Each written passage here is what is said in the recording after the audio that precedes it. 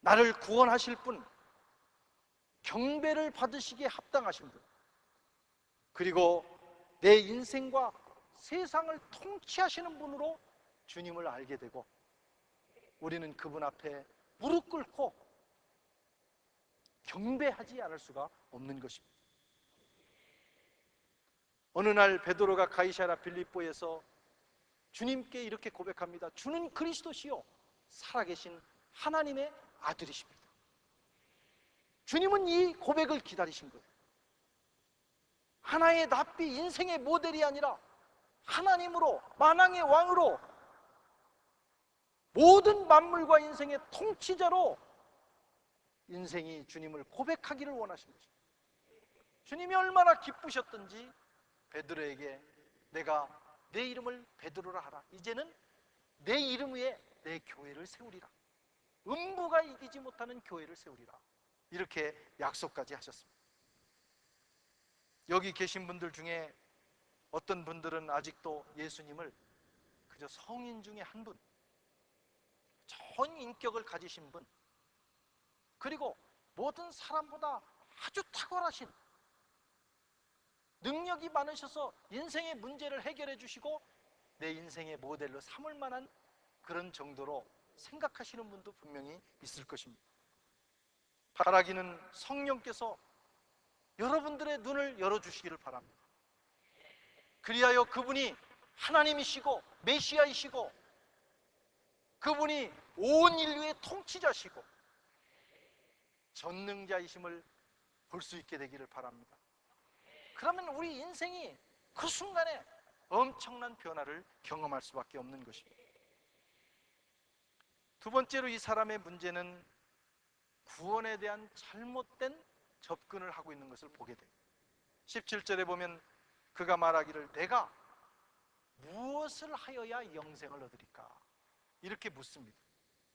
내가 무엇을 하여야? 이것은 유대인들의 율법주의자들의 전형적인 문구입니다. 내가, 하나님이 나를 위해서 무엇을 해주시는가를 보지 않고 기준이 내가 있어요. 내가 무엇을 하여야 영생을 얻겠습니까? 이것은 또한 세상 종교의 구원 공식입니다. 그래서 율법주의자들이나 세상의 종교를 믿는 사람들은 구원을 얻기 위해서 율법을 지키고 공덕을 쌓고 선을 행하고 그리고 고행을 합니다. 왜? 내가 무엇인가를 해야 되기 때문에. 또한 이것은 세상에 사는 모든 사람들의 의식의 저변에 깔려있는 공식입니다.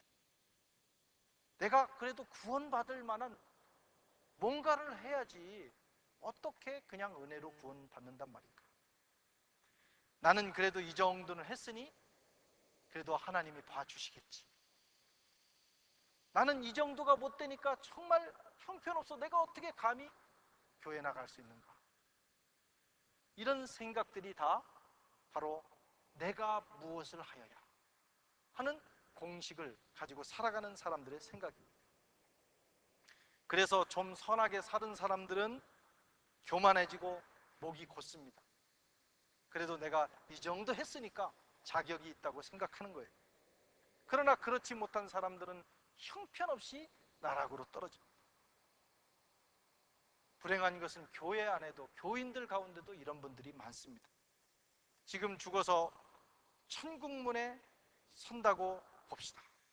이게 이 전도할 때 나오는 첫 번째 질문이에요. 지금 당신이 죽어서 천국문 앞에 섰다고 봅시다.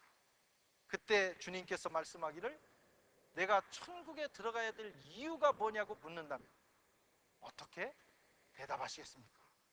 이렇게 물으면 의외로 많은 분들이 당황을 해요. 어떻게 대답해야 될지를 몰라서 당황을 하거나 아니면은 의외의 답변을 합니다. 저는 그래도 남들에게 나쁜 짓 하고 살지는 않았습니다. 남들에게 베풀고 살았고 최선을 다했고 이런저런 일을 했기 때문에 그래도 천국에 혹시 들어갈 수 있지 않을까요? 이렇게 대답을 합니다. 이 모든 것이 바로 자신의 의를 내세우는 이 젊은 청년과 같은 공식을 가진 대답입니다. 구원의 조건을 내게 두는 거예요. 내가 쌓은 의에서, 선에서 구원이 온다고 생각하는 겁니다. 이 청년에게 오늘 주님께서 말씀하셨습니다. 내가 계명을 안 하니 살인하지 말라, 간음하지 말라, 도둑질하지 말라, 거짓 증거하지 말라, 속여 빼앗지 말라, 내 부모를 공경하라 하였느니라. 10계명을 말씀해 주셨어요. 얼마나 이 청년이 자신감이 넘쳤든지 예수님이 이 말씀을 하시자마자 이렇게 대답합니다. 선생님, 이것은 내가 어려서부터 다 지켰습니다.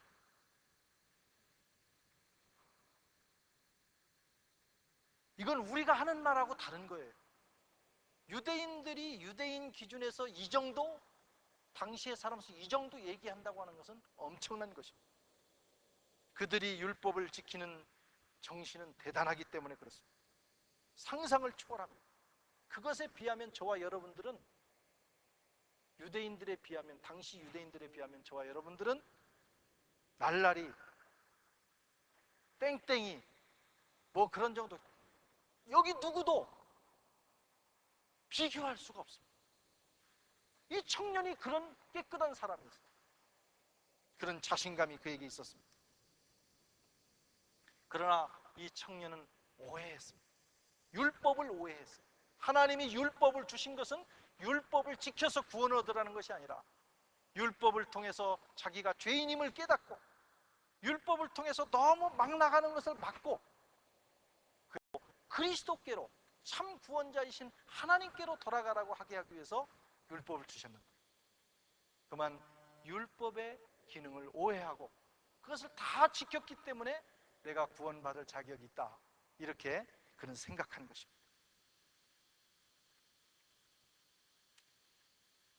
누구도 율법을 지켜서 구원받을 사람은 없습니다. 저와 여러분도 마찬가지입니다. 왜? 우리는 나면서부터 죄 가운데 태어났어요. 그리고 죄를 숨쉬면서 살아갑니다. 율법은 100% 지킨 자에게만 구원이 있는데 어떤 사람도 율법을 100% 지킬 수 없어요. 그래, 다 죄인입니다. 또 100% 지켰다 할지라도 태어나면서부터 가지고 온 죄성을 극복하지 못합니다. 그래서 누구도 율법 때문에 구원받지 못해요. 그래서 율법의 기능은 뭐냐? 죄인임을 깨달아 구원자를 향하여 달려가도록 만듭니다.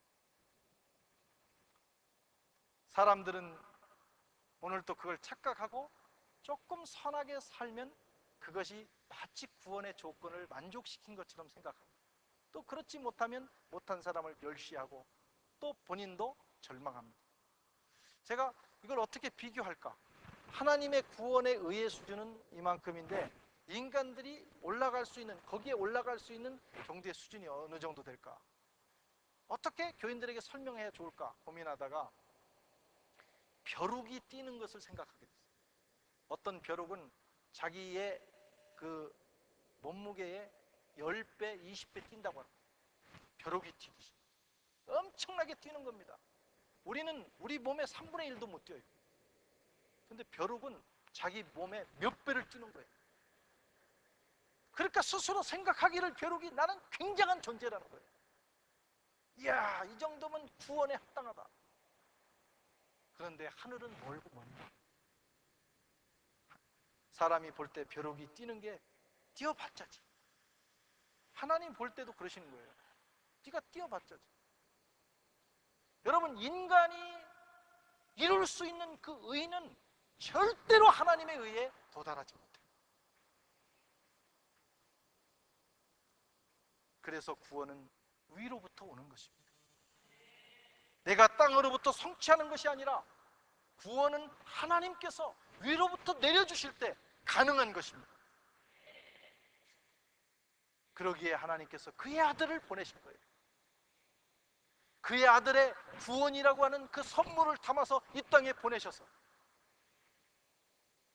십자가에 못 박히게 하시고 십자가에서 몸 찢기게 하시고 그 심장에서 구원의 물을 쏟아내게 하셔서 그것을 믿는 자마다 구원에 이르는 은혜를 허락해 주신 것입니다. 그래서 구원은 하나님의 희생적인 사랑의 사건이고 구원은 은혜의 사건이에요. 여러분, 내가 조금 선하게 살았다고 구원받는 것도 아니고 내가 조금 부족하다고 해서 구원에서 제외되는 것도 아니에요. 구원은 위로부터 무조건적으로 쏟아부어 주시는 하나님의 사랑의 사건, 그 아들을 죽이심으로, 그 아들을 희생시키심으로 이루신 그 놀라운 구원의 사건, 그것을 믿음으로 받아들일 때 우리에게 구원이 이루어지는 것입니다. 그런데 이 구원은, 은혜의 구원은 율법주의적인 사고를 가지고 있는 사람은 참 받아들이기가 어렵습니다. 나는 죄인입니다, 나는 죄인의 괴수입니다, 이 고백을 해야 되는데 남들보다 조금 깨끗하게 사는 사람들, 그래도 남에게 베풀면서 산 사람들은 이 고백하기가 그렇게 어려워요. 차라리 막 사는 사람들, 깡패들, 창녀들, 이런 사람들은요 주님의 용서와 사랑 얘기만 들으면 컥컥 끊어집니다. 그런데 비교적 괜찮게 우아하게 사는 사람들은 하나님의 사랑, 이 구원의 얘기를 해도 도대체가 그 구원이 들어갈 여지가 없어요. 그것이 오히려 불행입니다. 이 정도면 괜찮은데 내가 왜 죄인이냐는 거예요.